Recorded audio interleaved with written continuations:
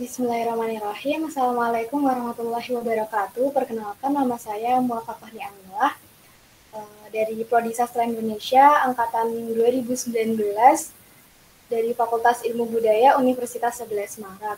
Nah, pada kali ini izinkan saya mempresentasikan mengenai kajian saya yang saya lakukan kepada naskah Hikayat Raja Nadir Shah. Nah, pada kali ini saya mengkaji mengenai nilai kepemimpinan di dalam hikayat itu dengan menggunakan kajian semiotik. Selanjutnya mengenai sebelumnya saya ingin memperkenalkan kajian saya, yaitu tentunya tadi kajian saya mengkaji tentang hikayat Raja Nadir Shah yang di dalam naskah tersebut terdapat sebuah cerita tentang raja besar dari Persia. Nah, di dalam naskah tersebut menceritakan mengenai kehidupan sehari-hari dari seorang raja Persia yang bernama Raja Nadir Shah.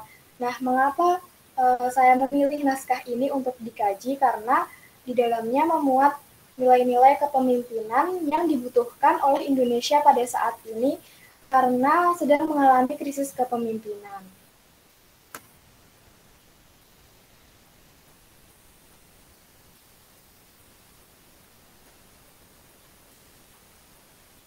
Selanjutnya mengenai metode yang saya gunakan, tentunya dalam kajian kali ini sumber data utama, sumber data primer yang saya gunakan yaitu dari Hikayat Raja Nadir Shah yang merupakan koleksi perpustakaan nasional dari Prancis dengan kode Malayo-Polinesian 62. Kemudian analisis yang saya gunakan menggunakan metode kualitatif dengan analisis deskriptif untuk mendeskripsikan. Kemudian saya menggunakan pendekatan semiotik untuk mengkaji simbol-simbol yang ada untuk mengetahui nilai-nilai yang tercermin dari kehidupan sehari-hari Raja Nadir Shah tersebut.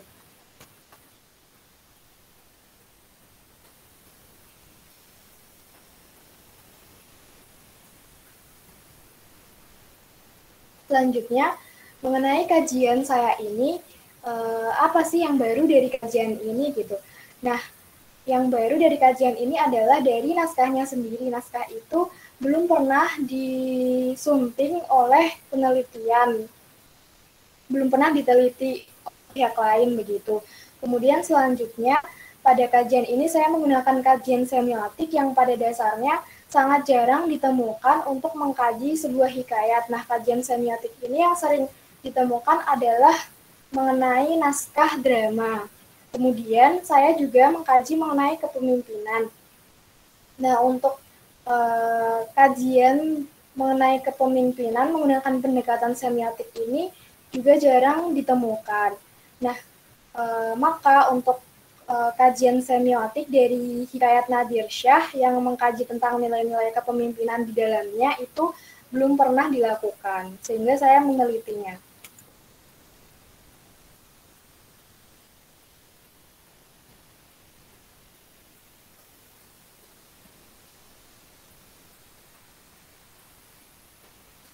Selanjutnya saya akan menjelaskan mengenai analisis yang saya lakukan terhadap Hikayat Nadir Shah tadi.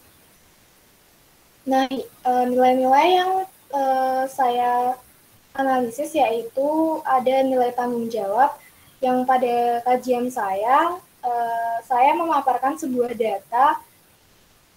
Data itu tertulis sebuah kutipan dari hikayat yang bunyinya adalah bagaimana janji anakku itu, melainkan hendaklah segerakan akan pekerjaan itu supaya senang hati ayahanda.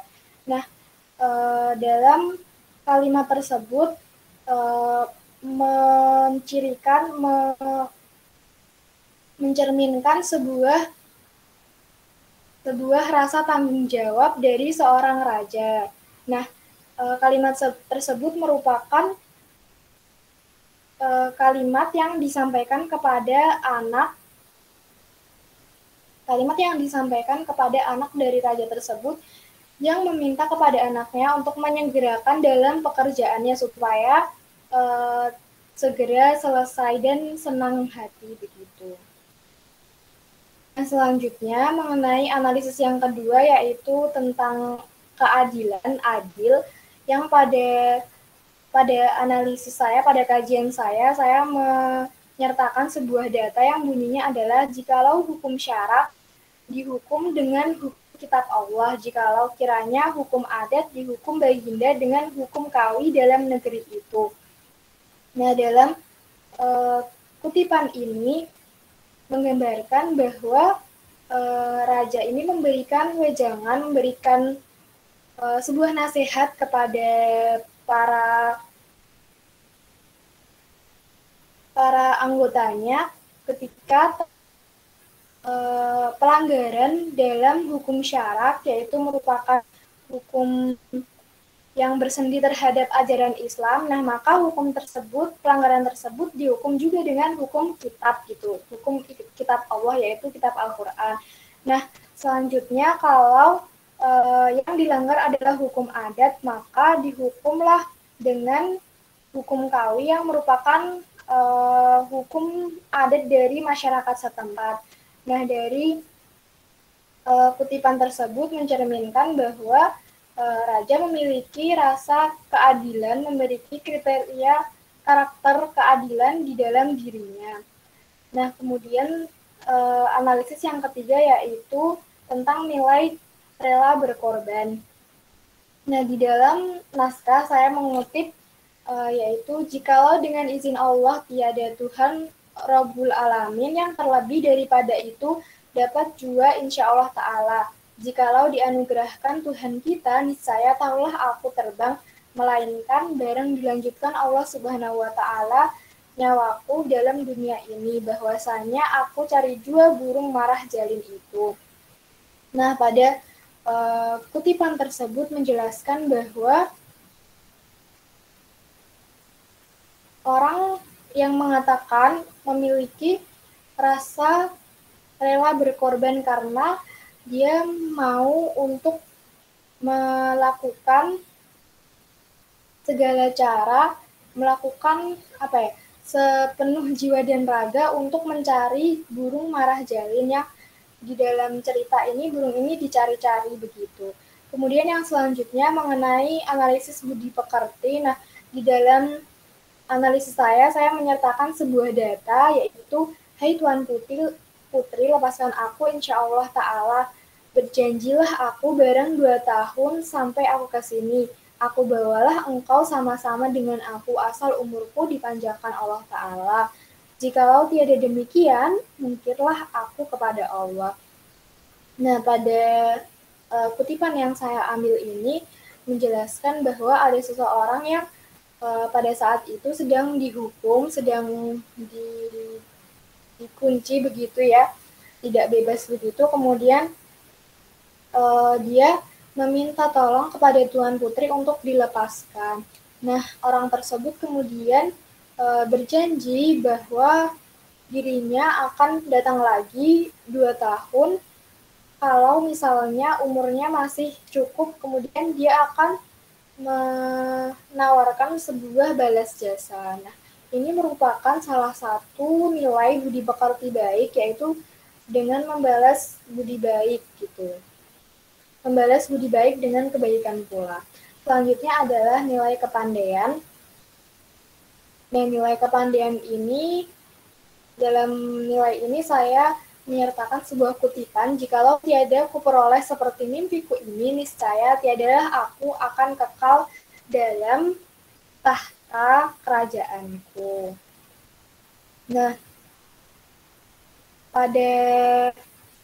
pada data tersebut, saya menganalisis bahwa seorang raja tersebut pernah bermimpi, kemudian raja tersebut menganalisis tentang mimpinya bahwa tiadalah aku akan kekal dalam tahta kerajaanku tanpa sebuah mimpi tersebut. Jadi maknanya adalah raja tersebut ketika didatangi, dianugerahi sebuah mimpi, raja tersebut kemudian berpikir dan kemudian dia menganalisis begitu. Maka dapat disimpulkan bahwa dari kutipan ini, karakter seorang raja Nadir Shah tersebut memiliki karakter kepandaian. Nah, selanjutnya mengenai kesimpulan,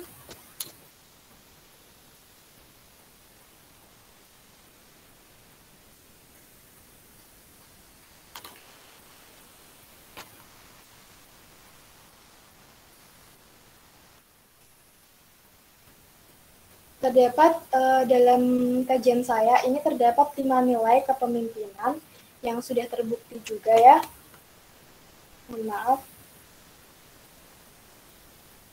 Ya, terdapat 5 nilai kepemimpinan yang sudah saya sebutkan tadi, bahwa yang pertama, nilai yang pertama adalah tanggung jawab, yang kedua adalah adil, yang ketiga adalah rela berkorban, yang keempat adalah baik budinya, dan kelima adalah pandai.